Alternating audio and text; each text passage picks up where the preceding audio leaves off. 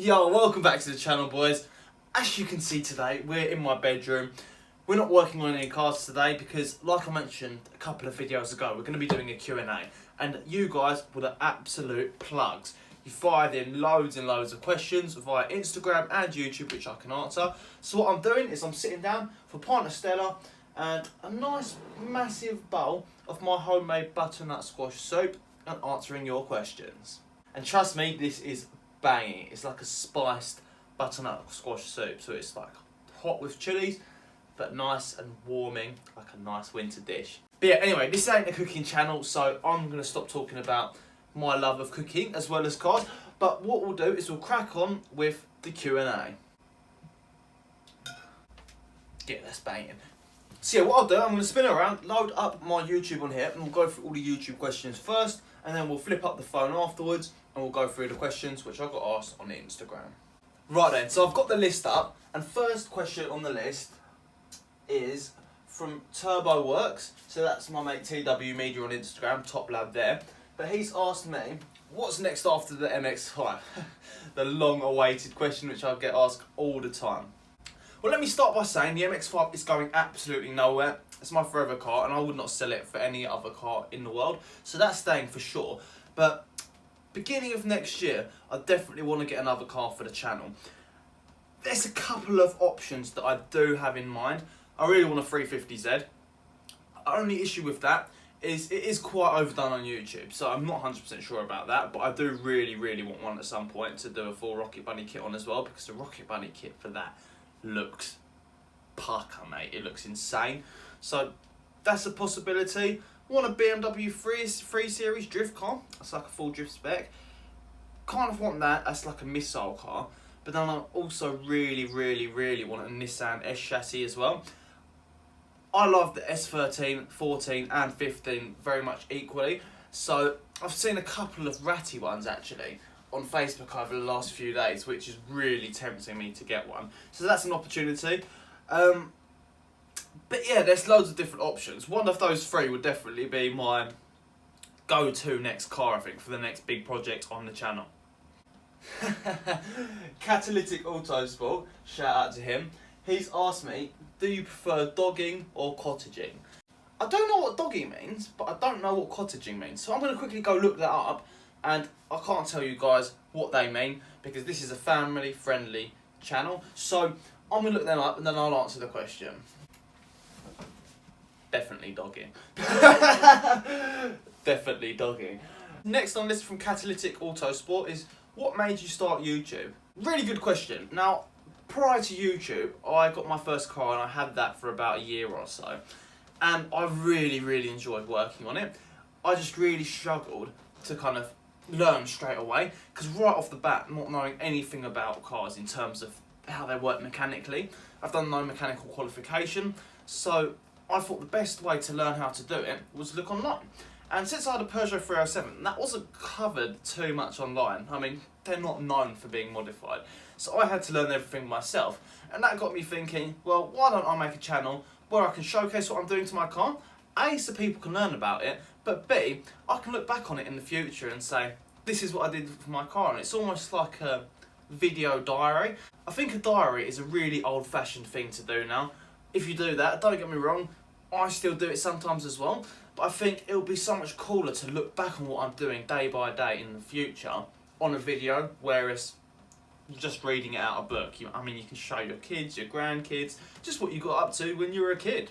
Next one is, what tyres am I getting for my wheels? Now, I think I've given away the specs of my wheels previously. They're going to be 15 by 10.5J ET minus 32. I'm not going to tell you what the tyres are yet because there's a couple of different options, but I'm not going to give them away right now. I'm pretty sure my mind's set on the ones I'm going to get. All I'm going to say is they're bloody expensive. So wheels and tyres is going to be like almost £1,500, which is a cheeky investment, and they're not going to be the show wheels. So that's all I'm telling you. If you can guess, Trump's for you. If not, you're going to have to wait and see. Cool, so what I've done, I've written down some questions to save me going backwards and forwards from the screen. So, next question by Harry J BMX is, would you ever get a Unos? Now, probably not. Reason being is there is hardly any difference between the Unos and the UK version. I personally prefer the 1.8 over the 1.6, and most of the Unos versions are 1.6. I'm not sure if they come in 1.8. They must come in 1.8, but yeah, most of them are on 1.6. I know that, and I don't personally see the appeal, to be honest. I mean, yeah, if there was a Unos available at the time when I bought my MX-5 in the same condition with the same mileage, it was, you know, the same sort of like rust-free, 40k miles, that sort of price, I would have got the Unos over my one. But now I've driven mine, there's like no difference. I've driven both now, and yeah, I mean, it's cool to have a Unos, but it's an MX-5. It's the same car at the end of the day, and yeah, that's all I've got to really say about it. I mean, if I was to get a like MX-5 drift car one day, which I'd rather have other things, but if I was, then I would maybe hope to get a Unos, just so I could have both. But yeah, I don't plan on getting it. I don't plan on replacing one for a Unos. It's just, I don't see the point, to be honest. But a good question, like that. Ben Walker 77 asked, where did you gain your passion for cars? Okay, so yeah, that's quite a weird one. When I was a kid, I never was like a massive petrol head. It was more when I got my first car, I really got into cars. Don't get me wrong, I did enjoy the Fast and Furious films, all that sort of thing, but until I could actually work on a car myself, that's what I enjoy about cars. It's, you know, I'm not one of them guys who goes through memorising 0 to 60 times, all of that sort of stuff with various different cars. I really couldn't care less if I don't own a car, how fast that car is. I'd rather spend my time on working with cars and kind of using my hands, keeping myself busy, and that's what I really enjoy about cars. So it was definitely when I got my first car, and yeah, I could start working on cars.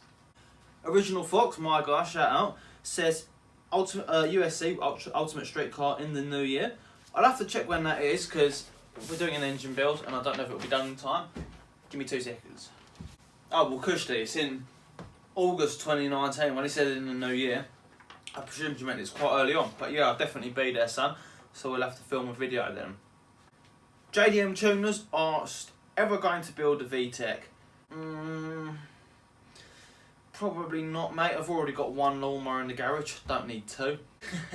Jokes aside, I do want to build a Honda at some point. They get slammed by everyone, especially Civics, but I do really want to do a build on one. Most likely a Type R, something like that. Not sure when. Again, some point in the future. I've got plenty of time to build cars in my lifetime, so one day I will, but it's not on the list of the next sort of, you know, 3 to 5 cars which I want to have in the garage over the next 2 years. So I will, to answer the question, but you're going to have to hang around on the channel for quite some time to see it. I'm just conscious that we're going to be here for ages if I answer question after question after question, so we're going to do one more. I'm just going to close my eyes and pick one from the rest of this bottom of the list. We'll have this one. Oh, sweet, answered lots of people's questions. Like, I think 6 people asked this. What made you buy the MX-5 or the Mark 1 MX-5? Well, first reason being, pop-up headlights, they are absolutely wicked. Second reason, I wanted one for ages, even before I bought it. When I first started driving, I was like, I want that car. The community's great, the aftermarket world is fantastic, and it's a really great car to learn to modify. And yeah, I guess that's the second reason. Third reason, once I test drove it, I was absolutely in love. If you've never driven an MX-5, there's loads of stereotypes associated with them, but if you drive one, just trust me, you will be in love, especially if it's sunny and you can put that roof down. So yeah, that's the third thing. Convertible, it's cheap, it's I guess one of the cheapest sports cars you can get insured on as a young driver, and at the time when I bought it, it wasn't, well, I didn't plan on it being my forever car.